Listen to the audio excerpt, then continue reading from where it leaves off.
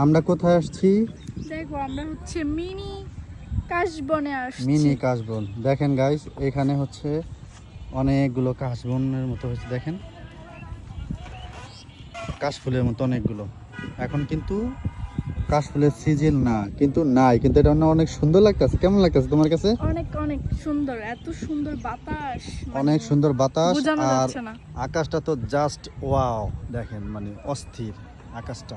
তোমাকে একটু দেখাই, আমাকে দেখাবা? এই যে আমি, দাঁড়াও। এই যে দিস ইজ মি। ফুলগুলা সুন্দর না? দেখো হুম,